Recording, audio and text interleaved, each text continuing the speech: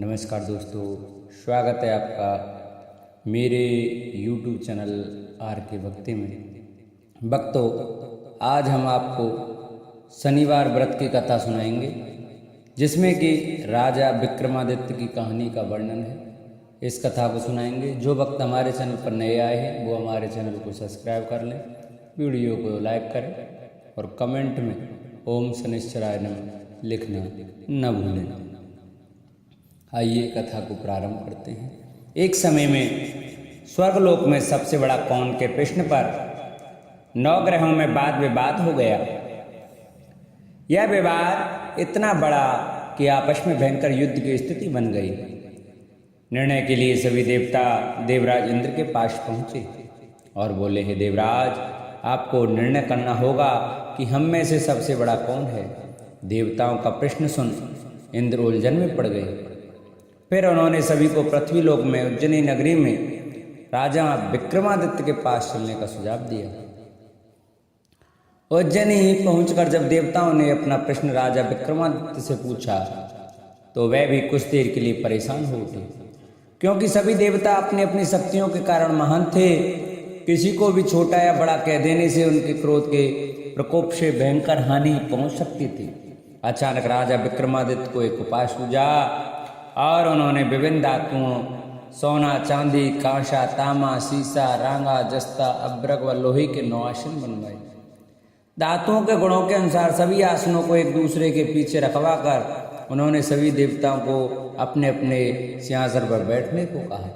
देवताओं को बैठने के बाद राजा विक्रमादित्य ने कहा, आपका निर्णय तो स्वयं हो गया। जो सबसे पहले सिंहासन पर विराजमान वही सबसे बड़ा। राजा विक्रमादित्य के निर्णय को सुनकर शनि देवता ने सबसे पीछे आसन पर बैठने के कारण अपने को छोटा जानकर क्रोधित होकर कहा, हे राजन, तुमने मुझे सबसे पीछे बैठाकर मेरा अपमान किया है।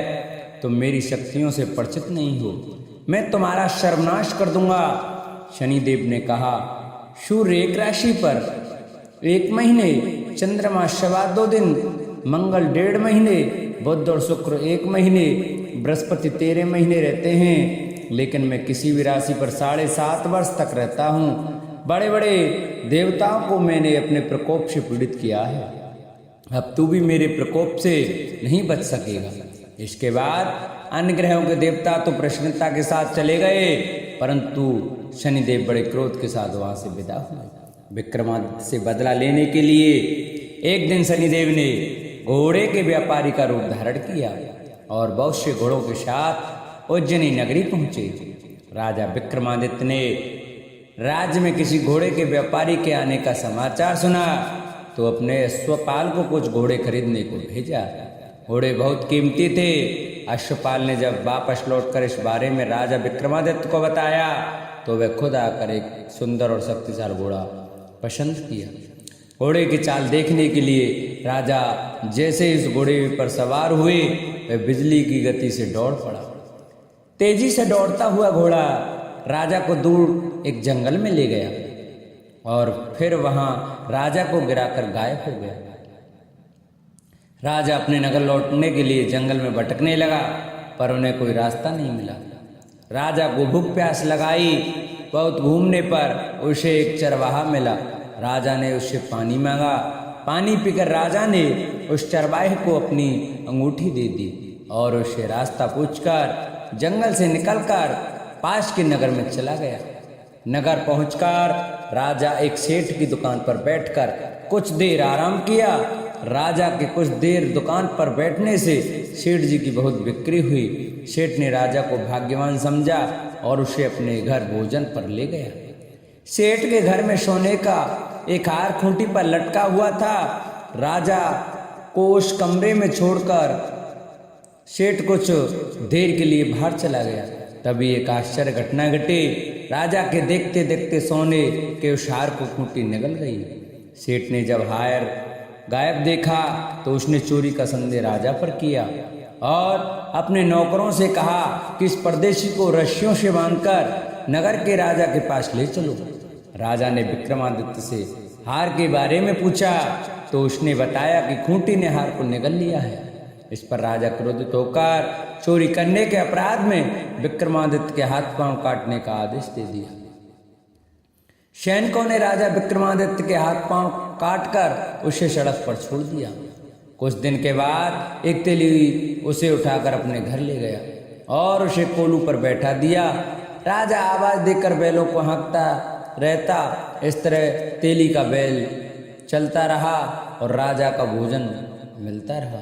शनि के प्रकोप की 7.5 पूरी होने पर वर्षा ऋतु प्रारंभ हुई। एक रात विक्रमादित्य मेघमल्हार गा रहा था, तभी नगर की राजकुमारी मोहिनी रथ पर सवार होकर उस घर के पास से गुजरी। उसने मल्हार सुना तो उसे अच्छा लगा और दासी को भेजकर गाने वाले को बुला लाने को कहा। दासी लौटकर राजकुमारी को अपंग राजा के बारे में सब कुछ बता दिया।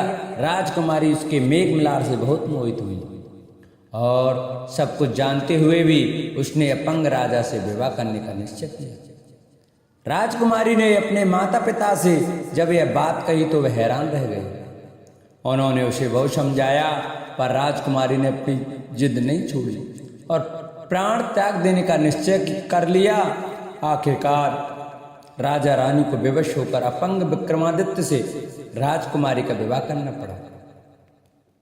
विवाह के बाद राजा विक्रमादित्य और राजकुमारी तेली के घर में रहने लगे। उसी रात स्वप्न में शनिदेव ने राजा से कहा, राजा तुमने मेरा प्रकोप देख लिया, मैंने तुम्हें अपने अपमान का दंड दिया है। राजा ने शनिदेव से क्षमा मांगने को कहा और प्रार्थना की, हे शनिदेव आपने जितना दुख मुझे दिया अन्य किसी को न देना। शनिदेव ने कहा, राजन मैं तुम्हारी प्रार्थना स्वीकार करता हूँ। जो कोई स्त्री पुरुष मेरी पूजा करेगा, शनिवार को व्रत करके मेरी व्रत कथा सुनेगा, उस पर मेरी अनुकंपा बनी रहेगी। प्रातःकाल राजा विक्रमादित्य की नींद खुली तो अपने हाथ पांव देखकर राजा को बहुत खुशी हुई। उसने मन ही मन शनिदेव को प्रणाम किया। राजकुमारी भी राजा के हाथ पांव सलामत देखकर आश्चर्य में डूब गई। तब राजा विक्रमादित्य ने अपना परिचय देते हुए शनिदेव के प्रकोप की सारी कहानी सुनाई। इधर सेठ को जब इस बात का पता चला तो दौड़ता हुआ तेली के घर पहुंचा और राजा के चरणों में गिरकर क्षमा मांगने लगा। राजा ने उसे क्षमा कर दिया क्योंकि यह सब तो शनिदेव के प्रकोप के कारण हुआ था। सेठ राजा को अपने घर ले गया और उसे भोजन कराया। भोजन करते समय वहाँ एक आश्चर्य घटना घटी। सबके देखते देखते स्फूर्ति ने हार उगल दिया। सेठ जी ने अपनी बेटी का विवाह भी राजा के साथ कर दिया और बहुत से स्वर्ण आभूषण धन आदि देकर राजा को विदा किया। राजा विक्रमादित्य राजकुमारी मोहिनी और सेठ की बेटी के साथ उज्जैनी पहुँचे तो नगरवासियों ने हर्ष के साथ उनका स्वागत किया। अगले दिन राजा विक्रमादित्य ने पूरे राज्य में घोषणा करवाई कि शनिदेव सब देवों में सर्वश्रेष्ठ हैं। प्रत्येक स्त्री पुरुष शनिवार को उनका व्रत करें और व्रत कथा अवश्य सुने। राजा विक्रमादित्य की घोषणा से शनिदेव बहुत प्रसन्न हुए।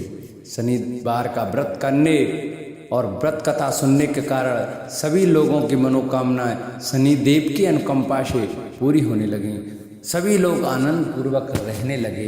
बोलो शनिदेव भगवान की जय।